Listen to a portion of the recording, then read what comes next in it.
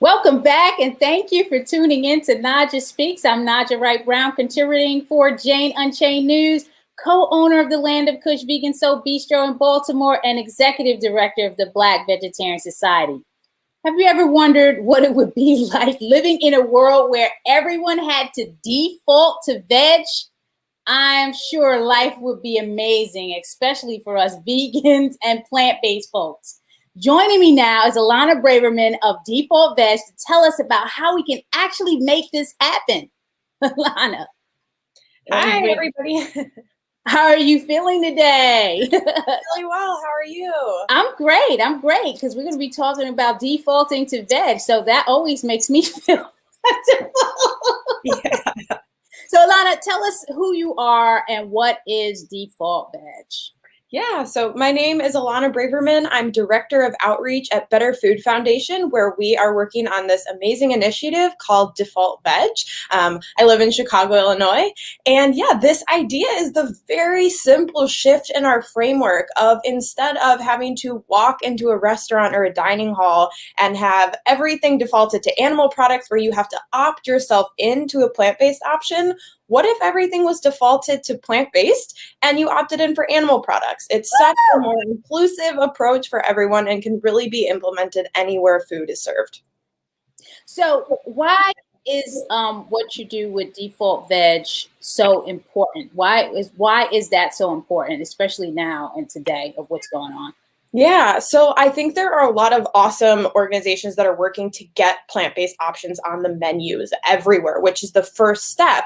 But we're kind of taking that next step saying, well, instead of just an option, what if plant-based was the default? Why are we singled out as vegetarians, vegans, reducitarians, flexitarians? Why is it so difficult to get plant-based options in a restaurant? So we're really trying to shift the culture and shift the norm to normalize plant-based options for everybody, for whatever reason you're wanting to eat more plant-based foods.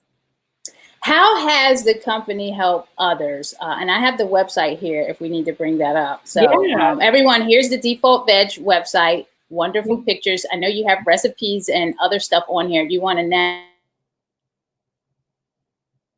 Oh, sorry, you cut out there for a bit, but yeah, so our website, defaultveg.org, everyone can check it out. We have a recipe tool with almost 10,000 plant-based recipes on there. So if you're just looking for inspiration at home, definitely check that out. It's a great resource for really anything you're looking for. And there's a bunch of different resources on our website as well. There's one-page guides on how to get a conference or an office meeting to go default veg, or even an inclusivity resource talking about all the different reasons, whether it be for our religious needs, our dietary needs, egg allergies, lactose intolerance, the percent of the population that's trying to eat more plant-based foods, all of those reasons that can help convince a restaurant or a business that defaulting to plant-based is the way to go. And plenty of stats on there as well for all of the reasons that eating more plant-based is better for our health, animals, and our planet. Look at all the recipes. Now, I know DefaultVeg actually put a recipe collection together for us when we were doing the petition for the plant-powered Kamala. So that was amazing, and it included cuisines from her descent. I was like so amazed. And then you all decided to sponsor Maryland Vegan Restaurant Week for the first time. Can we talk about that? Why did you decide to do that? Yeah, definitely. I think what you have all put together is so great, and it's just amazing to see how many restaurants are involved, which shows the kind of support you're getting for the community to continue to do things like this. I think it's great. So we just wanted to support you all in the efforts that you're doing because we think it's really incredible. It was, I think this one that just passed was the best one. So I can't wait to see what folks had to say in terms of people that went out and dined at the many different restaurants. A lot of restaurants were new, and then it kind of spread out more through the state of Maryland. We can get more participants. That would be amazing. But everyone was just so excited and happy. There was a lot of activity on the social media. So we were looking forward to the summer edition. So I can't wait. Now, I was looking through the website and I was like, wow, I wish I lived in Baltimore checking out all of those menus. They looked really incredible. I couldn't make it to everyone. I mean, I made it to a lot, but it was just so So I was so overwhelmed with the options. And through this sponsorship, we're working on a free webinar. So we have a scheduled webinar coming up on March the 18th. That's a Thursday. And I'm going to put that link in the chat for everyone. So if you can bear with me. So let's talk about that. Why are we doing this webinar and what can people expect? Who is it for?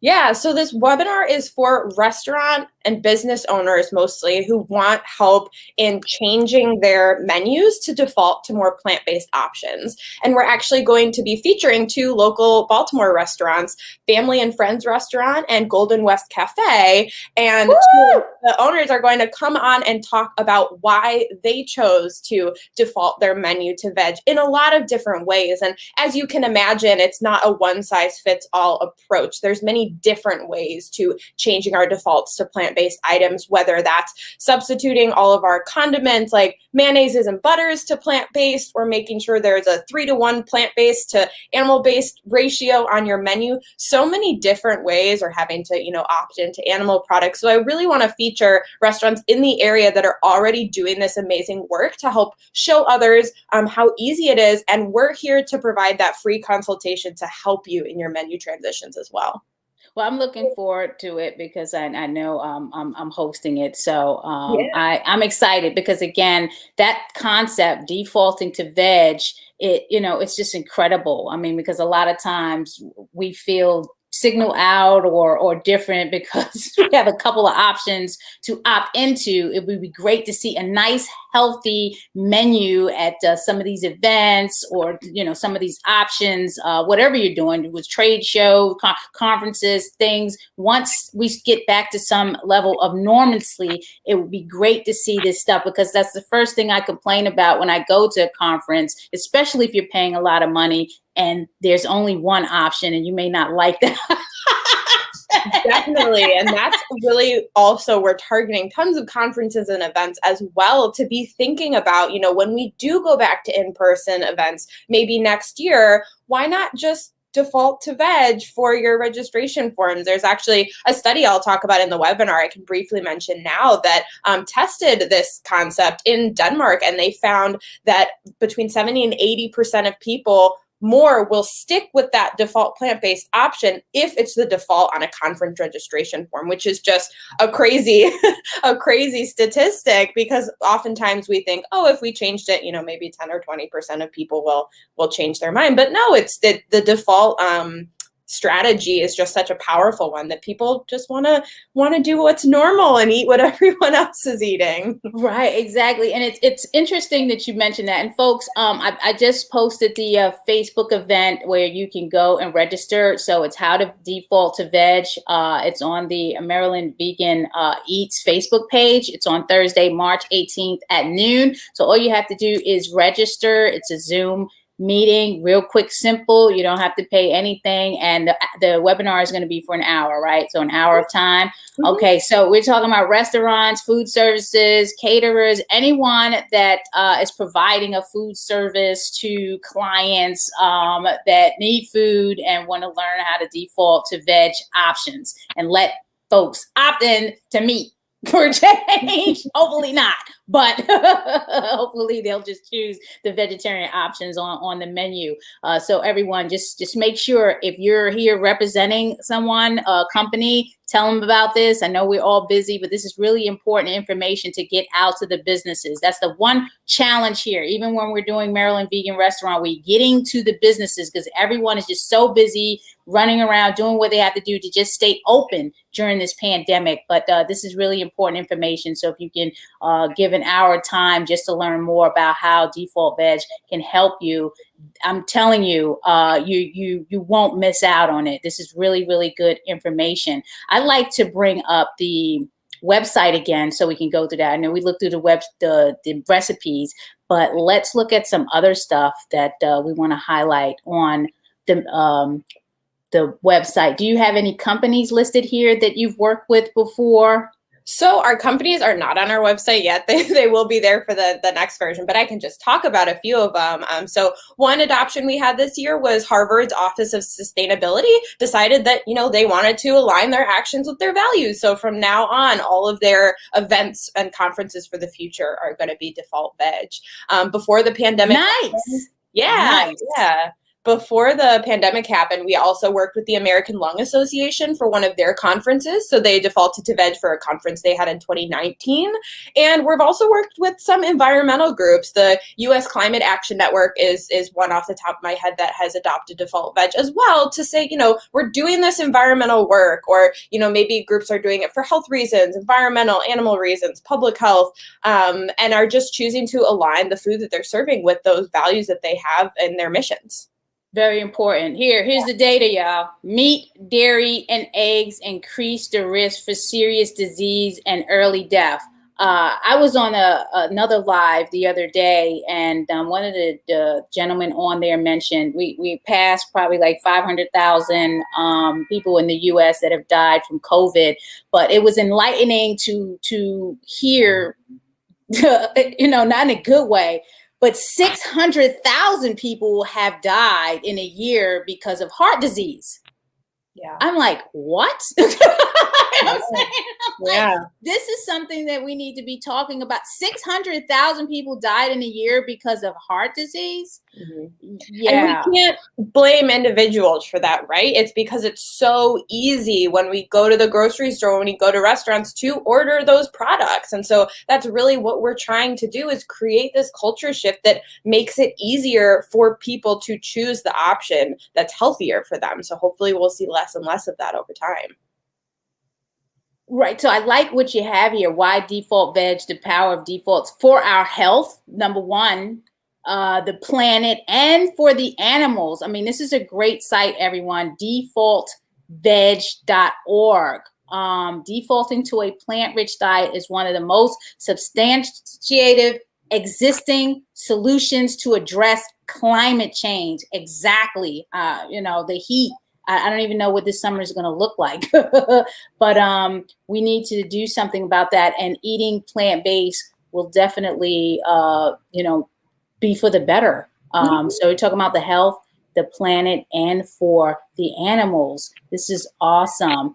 Anything else that you want to add to the conversation? Do we have any questions out there? I saw some chats come up. Let's see what's going on here.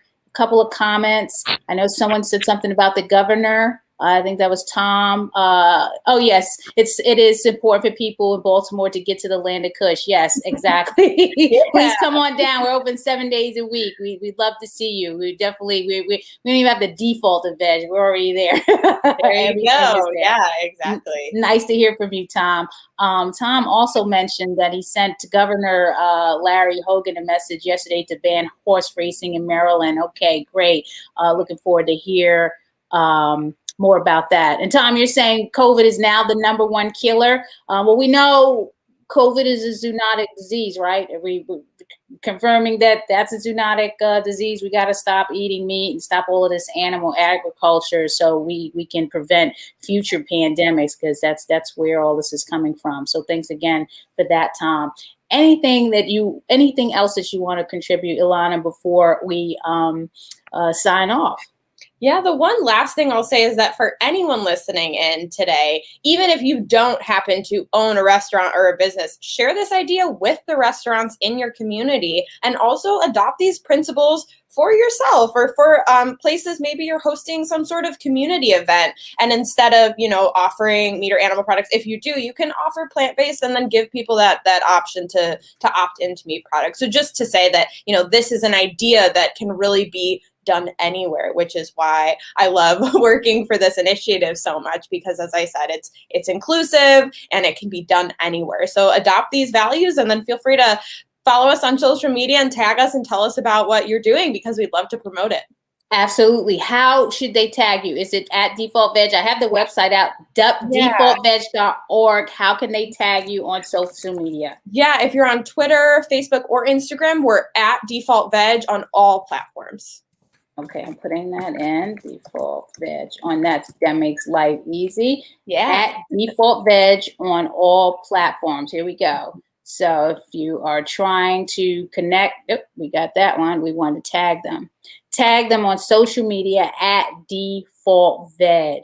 This is awesome. I want to give a shout out to my sponsors, A Welfare World, Veg Fund, Eat the Change, Women Funders in Animal Rights, Mercy for Animals, Nutrition Facts, Default Veg, and contributors and people that tune in just like you that support these efforts. So definitely want to shout you all out. We appreciate it, and we appreciate you tuning in. Please sign up for the free webinar on March 18th.